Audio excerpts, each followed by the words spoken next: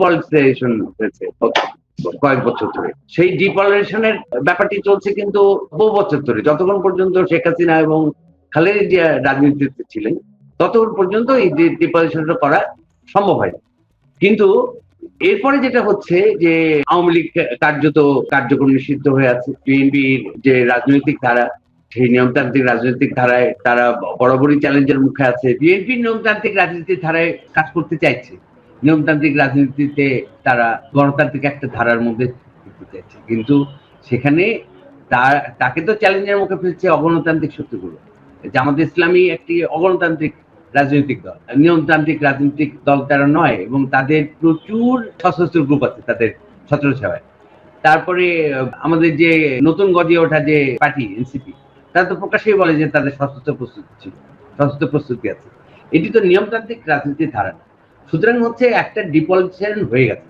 এবং এই ডিপলিটিসাইজেশনের ব্যাপারটি কিন্তু আসলে পথের প্রচেষ্টা করাই হয়েছে যাতে সামরিক বাহিনী একটা কর্তৃত্ব তৈরি হয়, সমাজে সামরিকায়ন হয়, অর্থাৎ রাষ্ট্র এবং সমাজে সামরিকায়ন হবে, আর তোমার আর্মিতে বা সামরিক বাহিনীতে ইসলামাইজেশন হবে। যতবার সামরিক বাহিনী পরোক্ষভাবে হোক আর প্রত্যক্ষভাবে হোক ক্ষমতা দখল করেছে, ততবার কিন্তু হচ্ছে আমাদের যে জাতিরাষ্ট্র বাংলাদেশ জাতিরাষ্ট্র হিসেবেই কিন্তু চ্যালেঞ্জের মুখে পড়ে। কেন? যতবার তারা পরোক্ষ বা প্রত্যক্ষভাবে এসছে, ততবারই হচ্ছে কোনো না কোনো ভাবে জামাত ইসলামী শক্তি অর্জন করেছে, বা অগণতান্ত্রিক শক্তিগুলোকে দেখা গেছে শক্তিশালী হতে। এবং সেইখানে এটি বড় ব্যাপার ঘটেছে যে ততবারই হচ্ছে মুক্তিযোদ্ধারা অপমানিত হয়েছেন, বঙ্গবন্ধুর নাম উচ্চারণ করা যাবে না এরকম একটি বিষয় ঘটেছে। যদিও হচ্ছে জাতীয় রাষ্ট্র বাংলাদেশ আর বঙ্গবন্ধু এটি সমর্থক নাম, সেখানে বারবার বঙ্গবন্ধুকে অপমানিত করার চেষ্টা করেছে এরা। তো এখানে একটা দ্বন্দ্ব দাঁড়িয়ে গেছে যে সামরিক বাহিনী মানে ধর্মরাষ্ট্র, আর আওয়ামী লীগ বা আরো কয়েকটি রাজনৈতিক শক্তি আছে প্রগতিশীল, তারা হচ্ছে জাতীয় রাষ্ট্র। বাংলাদেশের সেনাপ্রধান ওয়াকারুজ্জামানের অবসর গ্রহণের এখন আর বছর খানেকও বাকি নাই। আগামী বছরের জুন মাসে তার অবসরে যাওয়ার কথা। এর আগে তিনি বাংলাদেশ সেনাবাহিনীতে অনেক গুরুত্বপূর্ণ সিদ্ধান্ত নিচ্ছেন, বড় বড় ইনস্টিটিউটের উদ্বোধন করছেন এবং সেনাবাহিনীর ভেতরে এক ধরনের নতুন কৌশল আরোপ করছেন তার অবস্থান আরো সুসংহত করার জন্য। সেটা এখন নানা সূত্রে পরিষ্কার হচ্ছে। সেনাপ্রধান ওয়াকারুজ্জামানের বেশভূষায় যেমন পরিবর্তন এসেছে, তেমনি সেনাপ্রধান পদে অন্তত জুন পর্যন্ত নিরাপদে থাকতে এবং হয়তোবা আরো বড় উচ্চাকাঙ্ক্ষার জন্যই তিনি তার বেশভূষায় পরিবর্তন এনেছেন। সেনাবাহিনীর ভেতরে ইসলামিক ইনস্টিটিউট স্থাপন করেছেন এবং সেনাবাহিনীর ভেতরে এমন একটা অংশের সঙ্গে তার সখ্যতার এবং ঘনিষ্ঠতার খবর পাওয়া যাচ্ছে যারা বাংলাদেশ সেনাবাহিনীর চেহারাটা বেশ বদলে দিতে চাইছে। এই নিয়ে একটা অনুসন্ধানী প্রতিবেদন, ধারাবাহিক প্রতিবেদন তৈরি করেছেন অনুসন্ধানী সাংবাদিক এনায়েত কবির। গত কদিন ধরে সেটা নর্থ ইস্ট নিউজে ধারাবাহিকভাবে ছাপা হচ্ছে। সেনাবাহিনীর ভেতরে ইসলামাইজেশন ঘটিয়ে ওয়াকারুজ্জামান নিজের পদকেই কি সুসংহত করতে চাইছেন? তিনি নাকি বাংলাদেশের সশস্ত্র বাহিনীর সর্বাধিনায়ক হয়ে ওঠারও স্বপ্ন দেখছেন এখন। এসব নিয়ে আলোচনায় আমার সঙ্গে যুক্ত হয়েছেন এনায়েত কবির। এনায়েত কবির, আপনাকে স্বাগত জানাই। এনায়েত ভাই, আপনি একটা পুরো সিরিজ ছাপালেন এবং আপনার ওই ধারাবাহিক প্রতিবেদনটা পড়লে মনে হচ্ছে যে সেনাপ্রধান ওয়াকারুজ্জামানের একটা প্রধান উদ্বেগের কারণ, সেটা অবশ্য ধারণাই করা যায়, উদ্বিগ্ন হয় স্বাভাবিক, অনেকগুলো সরকার বদলে গেল এর মধ্যে, যে তিনি আসলে সেনাপ্রধান পদে টিকতে পারবেন কিনা সেটা একটা উদ্বেগ। আরেকটা উদ্বেগ তিনি ক্ষমতাটা আরো সুসংহত করতে পারেন কিনা। এবং আপনি একটা বাংলাদেশ সেনাবাহিনীর ভেতরে ইসলামাইজেশনের একটা ধারা দেখছেন এবং সেনাপ্রধান ওয়াকার সেটাকে তার একটা কৌশল বা অস্ত্র হিসেবে ব্যবহার করতে চাইছেন, তার নানা রকম প্রমাণ দেখছেন। সেনাপ্রধান ওয়াকারুজ্জামান কি বড় ধরনের কোনো উচ্চাকাঙ্ক্ষা নিয়ে এগোচ্ছেন? উনি কি রাষ্ট্র ক্ষমতা দখল করবেন শেষ পর্যন্ত, নাকি সেনাবাহিনীর ভেতরেই একটা নীরবে আরামে নিরাপদে অবসরে যেতে চাইছেন? ওনার উদ্দেশ্যটা কি মনে হচ্ছে? উদ্দেশ্য তো অনুমান করে বলা কঠিন, হ্যাঁ, কিন্তু আমরা কার্যক্রমটা নিয়ে আলোচনা করতে পারি। সেটা হচ্ছে যে একটা বিষয় ঘটেছে যে 2024-এর 5 আগস্ট যখন রেজিম চেঞ্জ হলো, তার অনেক আগে থেকেই তো একটা ইসলামাইজেশন হচ্ছে আর্মির মধ্যে, এরকম একটা ধারাবাহিকতা দেখা যাচ্ছিল। তো সেখানে নানান সূত্র থেকে, সামরিক সূত্রগুলো থেকেই আমরা জানতে পারছিলাম যে ইকবাল করিম ভুঁইয়া যখন সেনাপ্রধান হয়েছিলেন তখন থেকেই হচ্ছে এক ধরনের ইসলামাইজেশন হওয়া শুরু হয়। তো 5 আগস্টের রেজিম চেঞ্জের পরে কিন্তু একটা জিনিস দেখা যায়, হ্যাঁ, যে অনেক সেনা সদস্য নারায়ে তকবীর বলে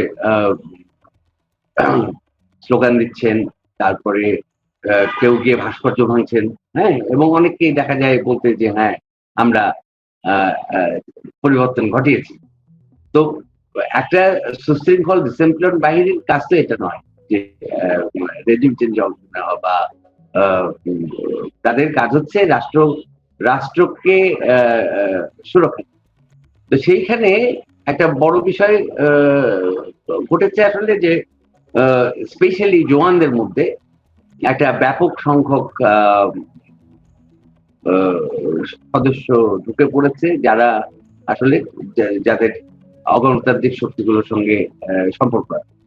তো এই জায়গাতে একটা জিনিস দেখা যায় যে 5 আগস্টের আগে যে 4 আগস্ট রাত্রে সেনাবাহিনী কঠোর কোনো ভূমিকায় যেতে পারলো না, সেইখানে একটি বিষয় কাজ করেছিল যে জওয়ানরা অর্ডার শুনবে কিনা অফিসারদের।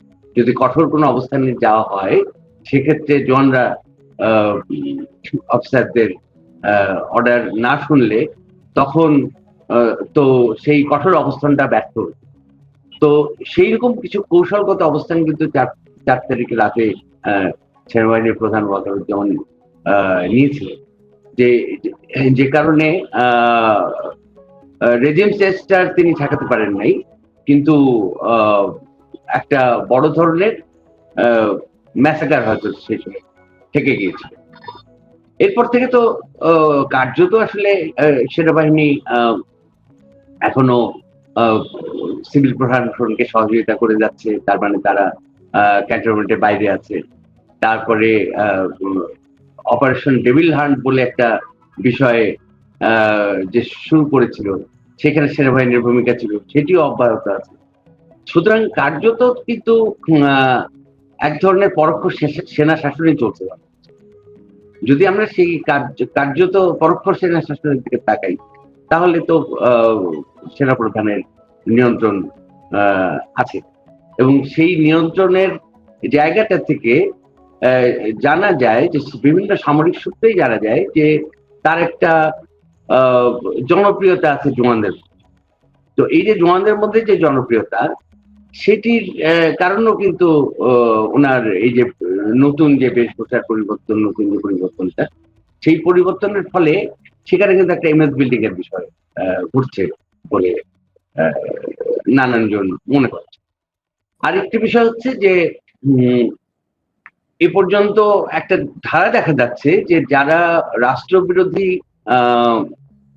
কর্মকাণ্ডে যুক্ত ছিলেন বলে সেনাবাহিনী থেকে কোর্ট মার্শালে শাস্তি পেয়েছিলেন, তারপরে তাদের বরখাস্ত হয়েছিলেন অথবা বাধ্যতামূলক অবসর হয়েছিল, সেইরকম একটি বড় গ্রুপ কিন্তু 5 আগস্টের অনেক আগে থেকেই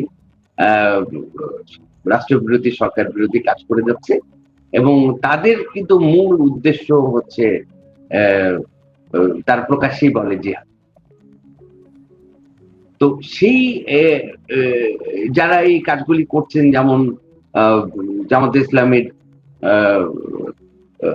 যুদ্ধাপরাধী গোলাম আজমের পুত্র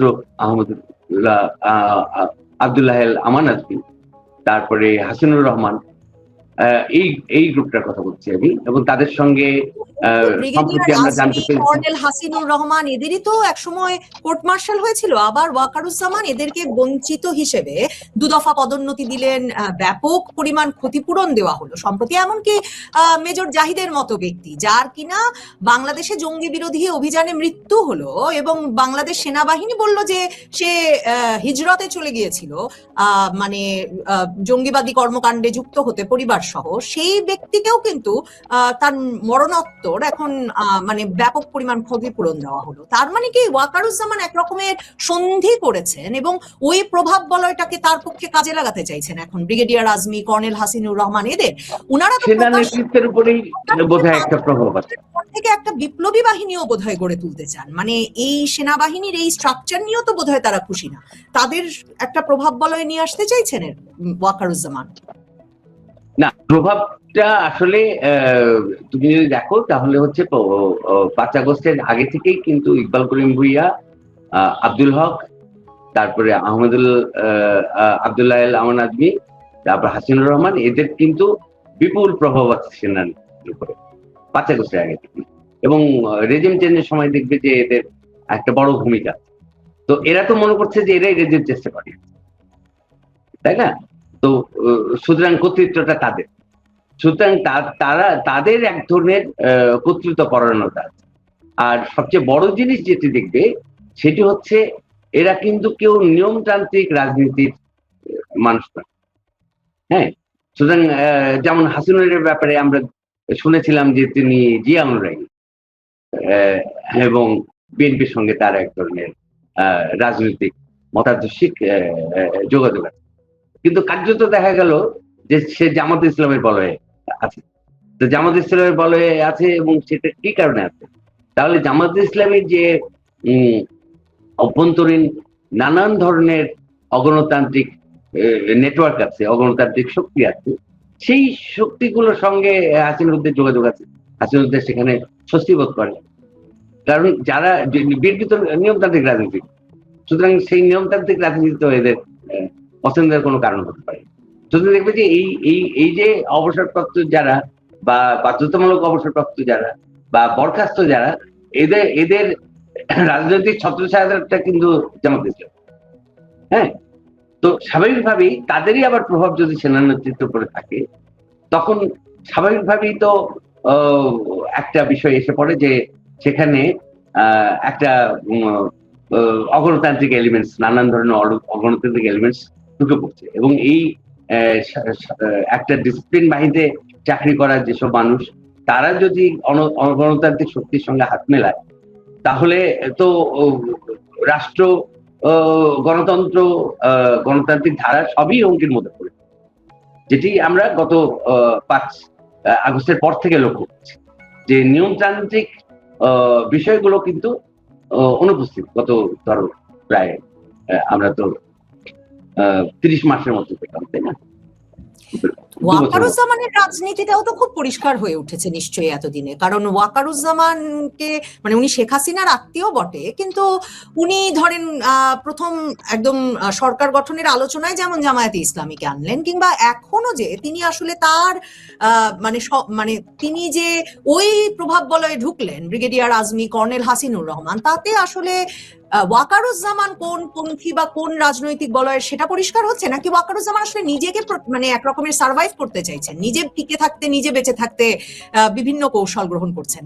আপনার সূত্র কি বলে? আপনি নিশ্চয়ই লক্ষ্য করেছেন যে সেনাপ্রধান ভীষণ উদ্বেগ প্রকাশ করেছেন সম্প্রতি ইসলামিক ইনস্টিটিউট উদ্বোধনের সময়, যে বাংলাদেশটা বেদাতে ছেয়ে গেছে। হ্যাঁ, মানে অনইসলামিক কর্মকাণ্ডে ছেয়ে গেছে, নামাজে বেদাত, দোয়ায় বেদাত, সর্বত্র বেদাত, কারণ নাকি প্রকৃত ইসলাম শিক্ষা নাই। এখন এই যে ইসলামিক ইনস্টিটিউটের মাধ্যমে সেনাবাহিনী আশা করে বাংলাদেশে প্রকৃত ইসলাম শিক্ষা কায়েম করবে, তো মানে এই যে সেনাপ্রধান যে এত দায়িত্ব নিচ্ছেন, সেটা কোনো রাজনৈতিক এজেন্ডা থেকে, নাকি শুধু নিজে টিকে থাকতে, ওই যে আপনি যে বলছেন ইমেজ বিল্ডিং এর অংশ হিসেবে, মানে উনি এসব করছেন কেন হঠাৎ? দেখো, ব্রাদারহুড কি বলে সবসময়, ব্রাদারহুড কিন্তু সবসময় এরকম আধুনিক ইসলামী এডুকেশনের প্রসঙ্গ নিয়ে কথা বলে, তাই না? তো সুতরাং ওয়াকারুজ্জামানের এই বক্তব্যটা কিন্তু নতুন কিছু না। প্রসঙ্গটা হচ্ছে মুসলিম ব্রাদারহুডের কথা তখন মানে সরাসরি প্রশ্ন করি, আমাদের ওয়াকারুজ্জামান সিসি হতে চাইছেন? হ্যাঁ, আমার কথা হচ্ছে যে সামরিক বাহিনীর দায়িত্বটা কি? সামরিক বাহিনীর দায়িত্ব তো ধর্মপ্রচার না, সামরিক বাহিনীর দায়িত্ব তো ধর্মশিক্ষা না। সামরিক বাহিনীর দায়িত্ব হচ্ছে রাষ্ট্রের সুরক্ষা দেওয়া এবং রাষ্ট্রের নিরাপত্তা রক্ষা করা এবং কি বলে জনগণের নিরাপত্তা দেখা। তো তার যেসব জুরিডিকশন আছে এই জুরিডিকশনের বাইরে এই ব্যাপারটি ঘটছে।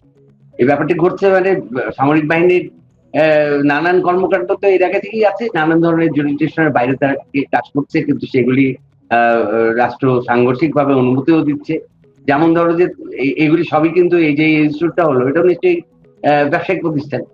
হ্যাঁ, তো এই ব্যবসার নানান ধরনের প্রবৃত্তি হচ্ছে তাদের, প্রায় 51টা অর্গানাইজেশন, ব্যবসায়িক অর্গানাইজেশন আছে, আরো একটা দুইটা যুক্ত হচ্ছে। এবং এই যে যেটির কথা বললে তুমি, সেটি হচ্ছে তো জলসিঁড়িতে। এখন এই জলসিঁড়িতে যেদিন উনি উদ্বোধন করলেন, এর সঙ্গে কিন্তু আরো অনেকগুলি একই দিনে উদ্বোধন হচ্ছে, সেটা ভিডিওর মাধ্যমে উদ্বোধন। এখন এই ব্যাপারটি সারা দেশে অনেকগুলো শাখা হবে এবং সবই হবে তুরস্কের অর্থায়নে। তুরস্কের অর্থায়নে। তো এই ব্যাপারটা কি হচ্ছে দেখো, এইটা হলো যে 19শে জুলাই, গত 19শে জুলাই উনি তুরস্ক গেলেন। যখন তুরস্ক গেলেন একই দিনে কিন্তু সৌদি আরবের ক্রাউন প্রিন্স এবং প্রধানমন্ত্রী সালমান বিন আজিজ উনি আমন্ত্রণ জানালেন হচ্ছে বাংলাদেশের প্রধানমন্ত্রীকে সৌদি, সেই 19শে জুলাই। তো তখনই আমরা নানান কূটনৈতিক সূত্রে শুনতে পেলাম যে এরকম একটি সামরিক জোটের আলোচনা চলছে, যেটার নাম হবে মক্কা সামরিক। এইটা কিন্তু একটা বিষয় হচ্ছে যে মুসলিম ইমোশনকে কাজে লাগিয়ে একটা সামরিক বলয় তৈরি করা, সেই দিকে নিয়ে যাওয়া হলো মক্কা নামটা। কিন্তু বিষয়টা তো আসলে খুব আমার কাছে লেগেছে একটু অন্যরকম, যে যেমন ধরো যে সৌদি আরবের যে বাহিনী, সেই বাহিনী হচ্ছে একটা মার্সেনারি বাহিনী অলমোস্ট, এবং সেখানে পাকিস্তানিদের বিপুল তোমার ইয়ে আছে, সংখ্যাধিক আছে। আচ্ছা, তারপর পাকিস্তান এখন নিজে একটু অর্থনৈতিক দুর্বলতার মধ্যে আছে, একটু না অনেক দুর্দশার মধ্যে আছে। তো তাদের হচ্ছে ভারতের সৈন্যর জায়গা পাওয়াটা জরুরি। হ্যাঁ, যে যেখানে পারে তারা ভারতের সৈন্য। আর তৃতীয়ত হচ্ছে তুরস্কের একটা বড় বিষয় হচ্ছে যে তার সমস্ত উদ্দেশ্যের মূল উদ্দেশ্য হচ্ছে অস্ত্র বিক্রি, সমরাস্ত্র বিক্রি। তো এই জোটের মধ্যে দিয়ে কিন্তু 3 দেশের 3 স্বার্থ রক্ষা।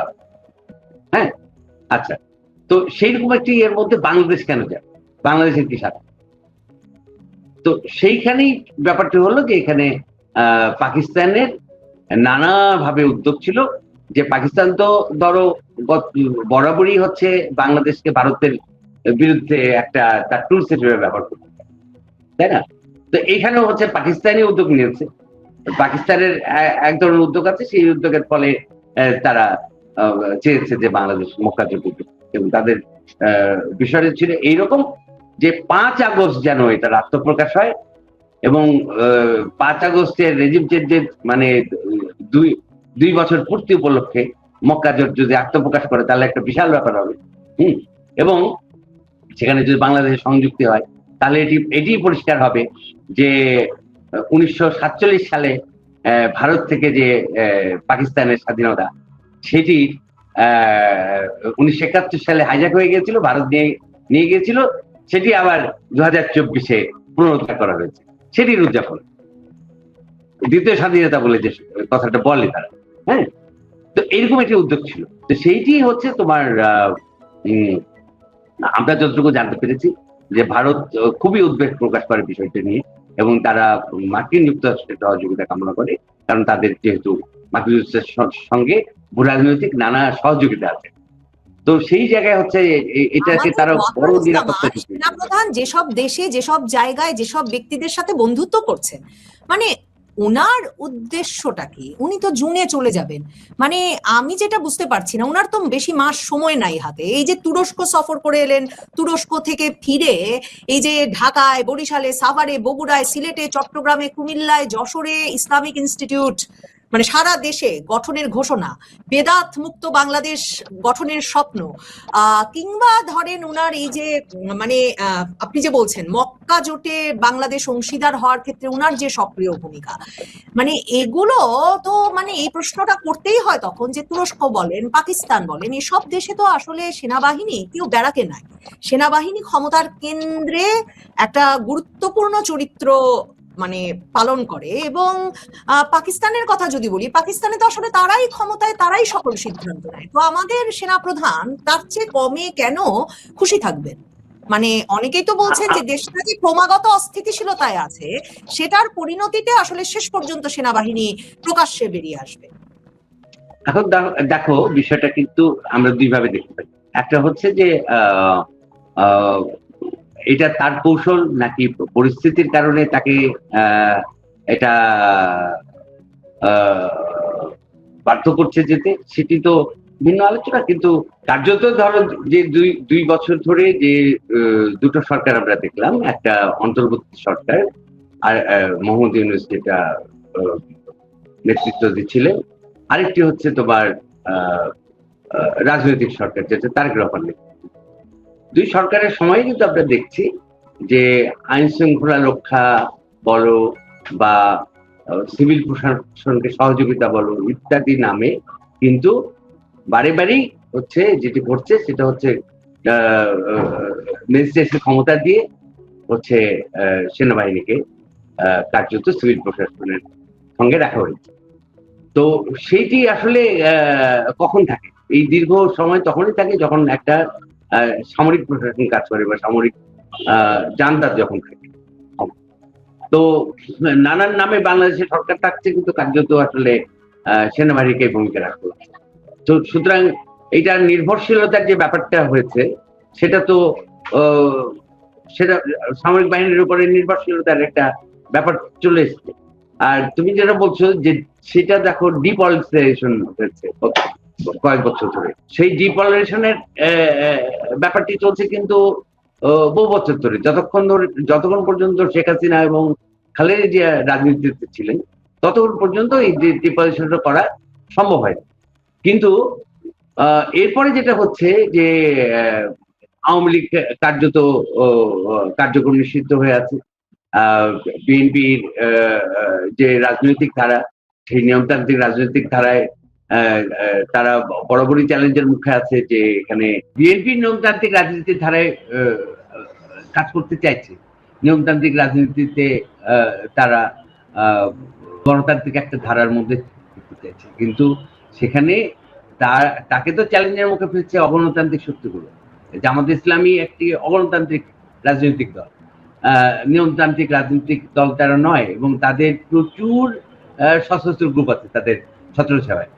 তারপরে আমাদের যে নতুন গজিয়ে ওঠা যে পার্টি এনসিপি, তারা তো প্রকাশ্যেই বলে যে তাদের সশস্ত্র প্রস্তুতি আছে। এটি তো নিয়মতান্ত্রিক রাজনীতির ধারা।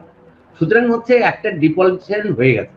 আর এই ডিপলিটিসাইজেশনের ব্যাপারটি কিন্তু আসলে 50-75 করাই হয়েছে যাতে সামরিক বাহিনীর একটা কর্তৃত্ব তৈরি হয়, সমাজে সামরিকায়ন হয়, অর্থাৎ রাষ্ট্র এবং সমাজে সামরিকায়ন হবে, আর তোমার আর্মিতে বা সামরিক বাহিনীতে ইসলামাইজেশন হবে। তাহলে বিষয়টা তখন কিন্তু তুমি যেটা বলছো সেই মিশরের যে কাঠামোগত বিষয়, তারপরে তুরস্কের যে কাঠামোগত বিষয়, পাকিস্তানের যে কাঠামোগত বিষয়, সেই জায়গায় বাংলাদেশ দাঁড়িয়ে যাবে। এখন তো ডিপলিটিসাইজেশনের যে ধারা, তাতে সেই অবস্থায় চলে এসছে। কারণ অন্য যারা কথা বলে, ধরো এই যে আনু মোহাম্মদ থেকে শুরু করে নানান যে বাম গোষ্ঠী বলে পরিচিত যে গ্রুপগুলো, এরা তো কোনো রাজনৈতিক শক্তি না। এরা তো কোনো না কোনো ভাবে দেখবে যে জামাত ইসলামীর পক্ষে তাদের বুদ্ধিজীবিতা প্রদর্শন করেছে। আপনাকে আমার এখন যে প্রশ্নটা করতেই হবে সেটা হচ্ছে, এই যে ব্রিগেডিয়ার আজমি, কর্নেল হাসিনুর রহমান, তারা এখন সেনাবাহিনীর ভেতরে আসলে কি বলে উদ্বুদ্ধ করছেন, বা তারা আসলে কি চাইছেন সেনাবাহিনীর ভেতরে তাদের প্রভাব বলয় ব্যবহার করে? ইকবাল করিম ভুইয়াই বা কোথায় গেলেন? মানে এর পরবর্তী পদক্ষেপটা কি হতে পারে সেটা একটা প্রশ্ন। এবং মানে এই যে আপনি আপনার ধারাবাহিক প্রতিবেদনের এই সর্বশেষ কিস্তিতে দেখছিলাম লিখেছেন যে জানুয়ারির মধ্যে একটা সম্ভাবনা আছে প্রেসিডেন্ট মির্জা ফখরুল ইসলাম আলমগীরের কাছ থেকে নিয়ে ওয়াকারুজ্জামানকে সশস্ত্র বাহিনীর সর্বাধিনায়ক বানানো হতে পারে।